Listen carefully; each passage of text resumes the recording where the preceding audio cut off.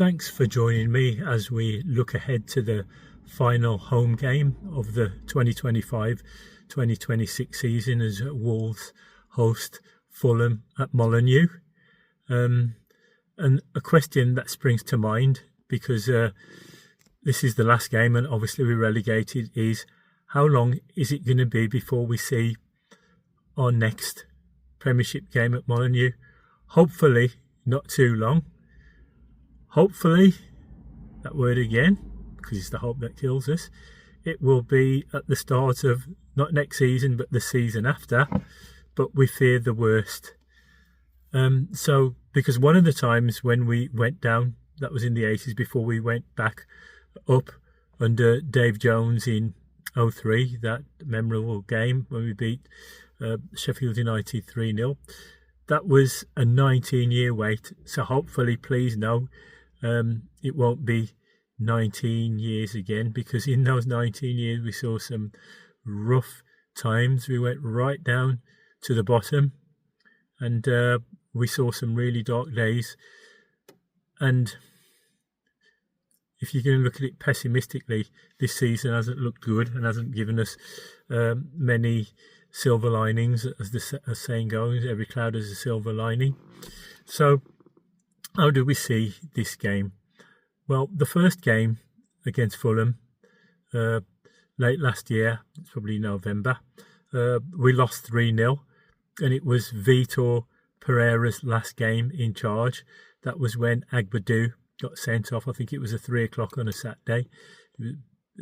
Possibly a harsh sending off, but it was 3-0, a pretty abject performance, and Pereira got the sack. And then Edwards was appointed soon after. And well, we know that Fulham had a couple of former Gold and Black players. There was Raul Jimenez, or should I say there is Raul Jimenez, and there was Adama Traore, but as we saw last month when we played against West Ham, he's now playing for them.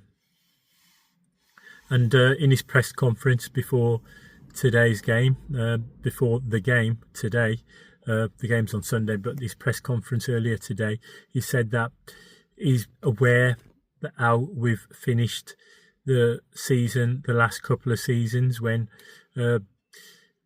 Vitor Pereira was in charge last season and we didn't have a win in the last 6. After winning 6 in a row, we lost 5 out of the 6, and it was only a draw in the last match against Brentford when that stopped that rot. And the season before, when O'Neill was in charge, we finished it really, really badly, and it carried on both seasons into the next season. So, as the manager says, he's aware, and he said that 2 games left, he'd like us to finish above Burnley so that we won't get the wooden spoon. Wouldn't that be nice? But they haven't shown anything to give us any reason for optimism. We know that they had the fans forum in the week on Tuesday night, hosted by WM, where Nathan Shee, Matt Jackson and the manager Rob Edwards were grilled by the fans. They probably needed it, because that's left them with no illusions as to how the fans feel. I'm not sure exactly when the transfer window's open, but the talkings does so much good. But like they have said themselves, after the talking you've got to deliver the goods. So they've hinted that we're going to see several departures and several arrivals, and the manager admitted that it's not the lack of effort, but it's just because we're not good enough. And obviously over a season the table doesn't lie, obviously, so we're way worse than anybody else. And even Burnley have been to Molineux already this season and won 3-2. So we've got to try and get some at the last 2 matches. I know Burnley last week, they drew 2-2 with Villa and we beat Villa. So we just hope that they don't win and we lose, because if they do, then it's done and dusted before the last game. But if we can win somehow and Burnley don't, then we can well, they're 3 points ahead of us, so that we hope that they lose. So if we win both games, then we'll finish 19th instead of 18th, but that's small crumbs of comfort. Another question is, what will the manager do? Because again, at the press conference, he said that Vladislav Krejci is fit and ready for selection, as is Jose Sarr and possibly Johnson, which if either of them are fit, you'd say that they'd come in for Bentley. Bentley, fine professional though he is, he's not Premiership standard goalkeeper from what I've seen in the time that he's been at Molineux. So will Krejci automatically come in place of somebody like Mosquera or Totti? Will he play 4 at the back or 5 at the back? Last week, Pedro Lima had a torrid time. The week before, in the game against Sunderland, he was good on the ground, but he was out-jumped for Sunderland's goal from the corner. Mukiele. But is he going to keep Mane in the team? Is he going to replace him with, say, Angel Gomez?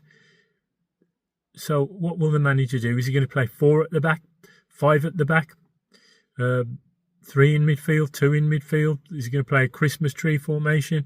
It'd be interesting to see. Is he going to give some of the youngsters a chance? Because in the game against Sunderland at Molineux, he gave Edozie a token minute at the end. And what can anybody do in that time?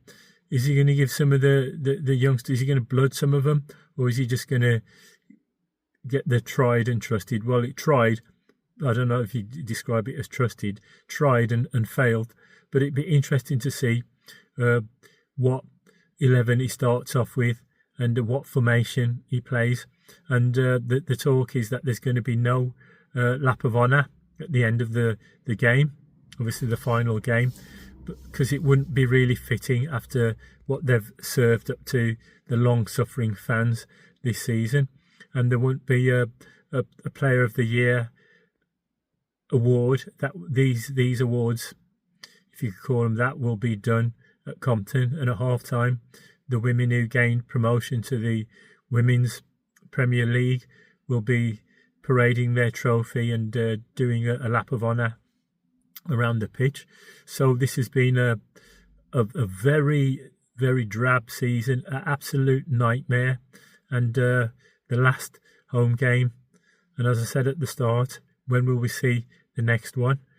But there's talk that today that Nottingham Forest, Vitor Pereira, was interested in Krejci and Mane, but because the transfer window is due to open very soon, we'll be hearing lots of rumours and speculation until players are signed. But we've been linked with a Brazilian player playing in Portugal called Diogo Bezerra, or if we sign him and he fails, he'll be called Diogo Bizarre. But it'd be interesting to see what happens in the transfer window, which is pending because the World Cup's coming up. And in recent times, we've waited till very late in the transfer window before we've signed anybody. But it would be nice to see us striking early. And so that's the preview. I can't see us getting anything. Another rumour before we go is that there's talk about Raul Jimenez, who we're playing against on Sunday, coming back. And in the fans forum, there was some talk that Nathan Shee and Matt Jackson were kind of positive and interested about that. It'd be nice, especially because the way he left when Lopetegui was there, he didn't get his goodbye, and it didn't seem as though Lopetegui didn't like him, but he didn't like Aït-Nouri either. But it'd be interesting to see if he came back. But I can't see anything but a defeat. I hope they prove me wrong, but to me it looks like another defeat, and we're poised for the wooden spoon. So, but regardless of what happens, we'll always keep supporting Wolves. So let me know your comments and your predictions. Thanks.